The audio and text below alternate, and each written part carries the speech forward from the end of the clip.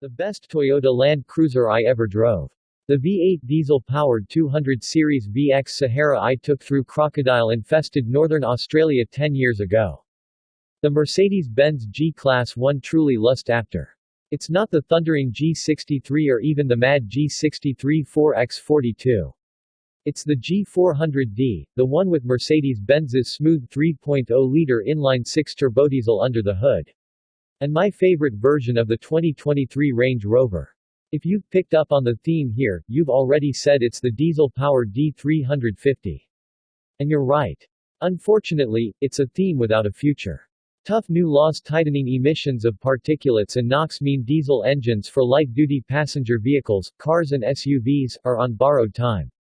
In Europe, where in 2015 diesels accounted for 48% of sales, they are now forecast to total less than 10% in 2025 and barely 5% in 2027.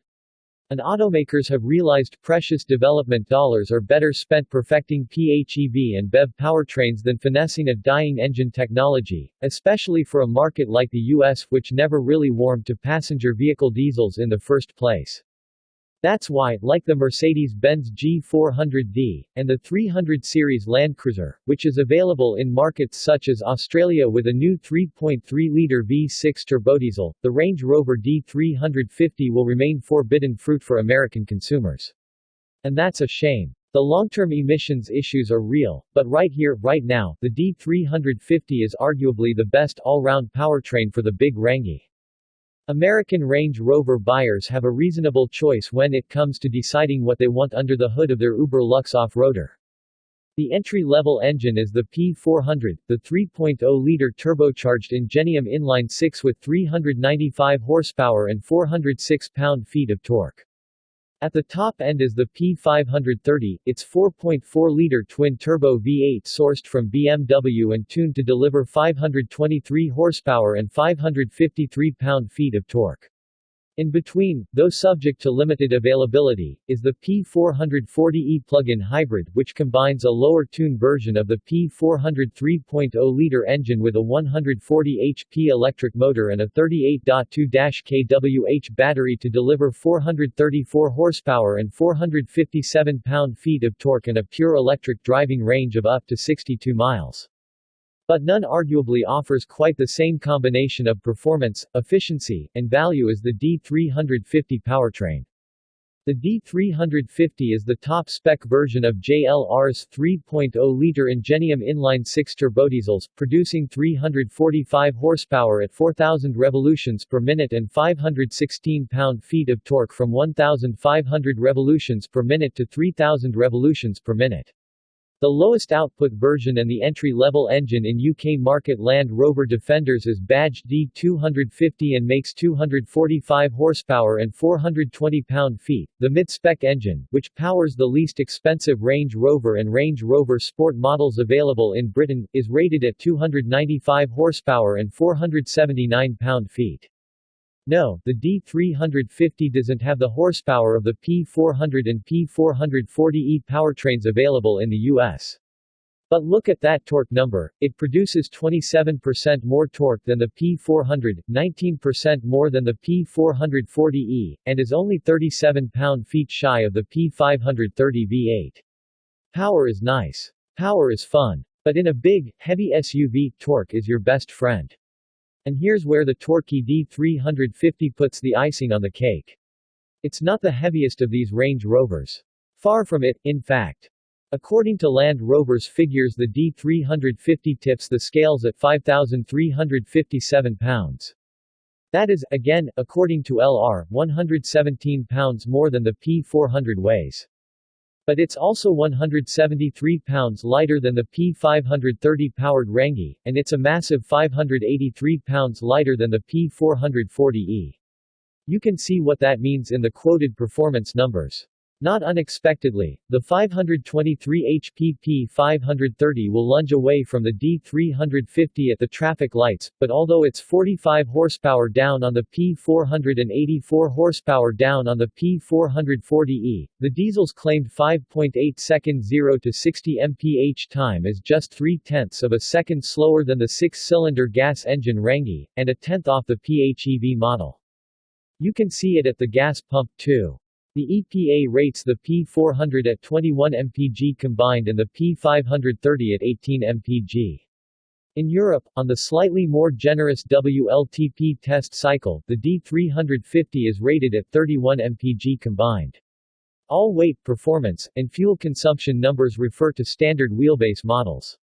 That WLTP number seems realistic. After 450 miles of 50 to 80 mph freeway cruising, 30 to 70 mph two-lane running, and noodling along narrow British country lanes, our test car averaged an impressive 26.6 mpg. How does that compare with the P440e PHEV? Hard to say, given how much gas the PHEV Range's internal combustion engine uses is very dependent on where you've been driving, how fast you've been driving, and how far you've driven. Land Rover says the P440e's 38.2 kWh battery, usable capacity is 31.8 kWh, means at least 75% of the daily journeys undertaken by current Range Rover owners can now be completed without the internal combustion engine firing up, which is brilliant. But on longer trips there's no escaping the fact that the PHEV powertrain has nearly 6,000 pounds of Range Rover to contend with. Your actual mileage can vary wildly. It's not hard to get a PHEV Range's fuel consumption into the mid-teens when hustling it along a winding two-lane through hilly terrain. And that's the sort of road where you'll also notice the D350 feels just that little more agile, that little more responsive to steering and acceleration inputs, than the heavier PHEV model. There's a distant murmur from the Ingenium diesel as the 8-speed automatic transmission adroitly surfs the broad swell of torque, seamlessly shuffling the ratios to find the right balance between performance and efficiency. You can use the steering wheel mounted paddles to shift manually if you want, but there's really no need, especially in sport mode. Winding two lanes highlight the L460 series Range Rover's dynamic strengths. The steering is lovely, accurate, and beautifully consistent, the car's turn in response sharpened by the rear-wheel steering system. The primary and secondary ride quality is truly sublime, and the roll motions are artfully controlled by the 48-volt anti-roll system. Overall noise levels are limousine-like. It flows down the road, this Range Rover, shrinking around you. You must remind yourself you're driving an SUV that doesn't just look the part but is also a highly capable off-roader. On the freeway it's an effortless mile muncher. At 80 miles per hour in 8th gear, the Ingenium diesel is turning 1,800 revolutions per minute, just above the peak torque threshold. And because diesels love constant throttle, it's operating at close to peak efficiency. Our experience suggests long runs on an interstate would see the D350 easily beating the WLTP's 31 mpg combined number. That means a real-world cruising range of at least 645 miles. You'll need to stop before the Range Rover does. We've saved the best until last. The Range Rover D350 is cheaper than either the P400 or P440e models, let alone the P530.